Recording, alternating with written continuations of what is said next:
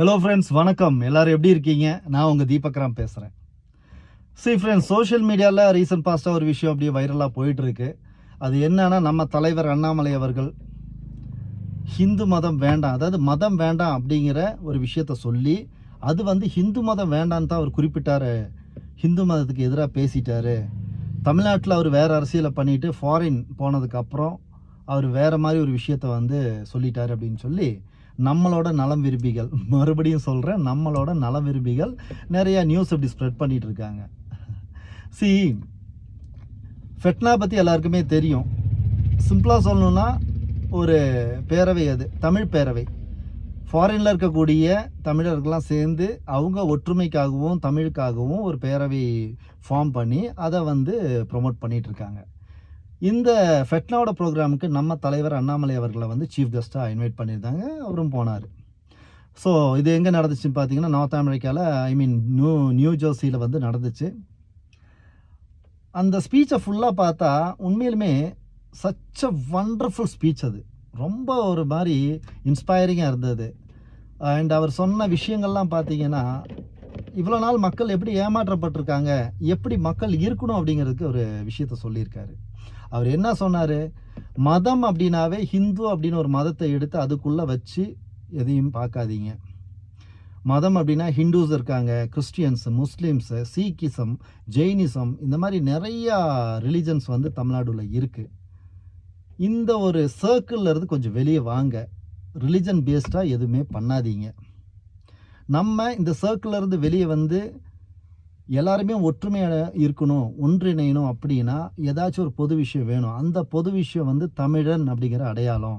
நம்ம எல்லாருமே தமிழராக ஒன்றுபட்டு நல்ல விஷயங்களை பண்ணுவோம் அப்படிங்கிறத ரொம்ப அழகாக அவர் சொல்லியிருந்தார். இதை பொறுக்கலை. யாருக்கு பொறுக்கலை அப்படின்னு பார்த்தீங்கன்னா, இங்கே மதத்தை வச்சியும் ஜாதியை வச்சும் அரசியல் பண்ணிகிட்டு இருக்கக்கூடிய அரசியல் கட்சிகளுக்கு அது பிடிக்கல. எங்கடா அண்ணாமலையை இனியும் பேச விட்டோம்னா அவர் தமிழ்நாட்டில் இருக்கக்கூடிய மக்களை இந்த ஜாதி அரசியலிருந்து மத அரசியலிருந்து வெளியே கொண்டு நல்ல ஒரு தெளிவாக்கிடுவார் அப்படிங்கிற பயம், உங்கள் அரசியல் கட்சி காணாமல் போயிருங்கிற பயம். அதனால் இப்படி நீங்கள் செய்தியை பரப்புறீங்க. ஒரு பணிவான வேண்டுகோள், ஒரு தனிப்பட்ட நபரையோ ஒரு அமைப்பையோ இல்லை ஒரு கட்சியவோ அவங்க நல்ல விஷயம் பண்ணாங்க அப்படின்னு சொன்னால் நீங்கள் ஆதரிக்காட்டி பரவாயில்ல, விமர்சிக்காதீங்க, தப்பாக பிம்பத்தை உருவாக்காதீங்க. உங்களால் முடியாத விஷயத்தை அண்ணாமலை அவர்கள் பண்ணுறாரு. வேடிக்கை பாருங்கள். தமிழ்நாட்டு மக்களுக்கெல்லாம் இப்போ நல்ல தெளிவு வந்துருச்சு. எதை பண்ணணும் எதை பண்ணக்கூடாதுன்னு அவங்க ரொம்ப தெளிவாக இருக்காங்க. நீங்கள் அவங்கள கன்ஃபியூஸ் பண்ண நிற்காதீங்க.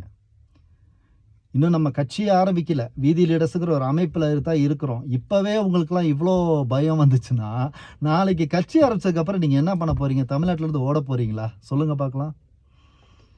தயவுசெய்து சொல்கிறேன் நண்பர்களே, இந்த மாதிரி போலியான ஆட்கள் பரப்புகிற போலியான செய்திகளை யாருமே நம்ப வேண்டாம். எல்லா விஷயத்தையும் டீப்பாக அனலைஸ் பண்ணி நம்ம புத்திக்கு சரின்னு படுற ஒரு முடிவு எடுப்போம். அண்ணாமலை அவர்கள் கண்டிப்பாக தமிழ்நாட்டு மக்களுக்கும் எந்த ஒரு மதத்துக்கோ இல்லை இந்த கரப்ஷன், அதே மாதிரி பார்த்திங்கன்னா இந்த தமிழ்நாட்டில் நடக்கக்கூடிய அநியாய அக்கிரமம் எதுக்குமே ஆதரவாக இருக்க மாட்டார். He is a common man, மக்களில் ஒருத்தராக இருக்கிறார். அதனால தான் மண்ணை காக்கணும் அப்படின்னு சொல்லி இறங்கியிருக்கிறோம். ஸோ இது மூலிமா நான் என்ன தெரிவிச்சுக்கிறேன் அப்படின்னு கேட்டிங்கன்னா, இந்த மாதிரி ஃபேக் நியூஸை யாரும் நம்ப வேண்டாம். ஃபேக் நியூஸ் ஸ்ப்ரெட் பண்ணவங்கள தயவுசெய்து ஸ்டாப் பண்ணுங்கள். நம்ம மக்களையும் மண்ணையும் காப்பாற்றுற முயற்சியில் இறங்கியிருக்கோம். இது நம்ம எல்லோரும் யுனைட்டடாக இருந்து தமிழர்களாக ஒன்றிணைஞ்சு சக்ஸஸ்ஃபுல்லாக கொண்டு போவோம் அப்படின்னு கேட்டுக்கிறேன். Thank you so much.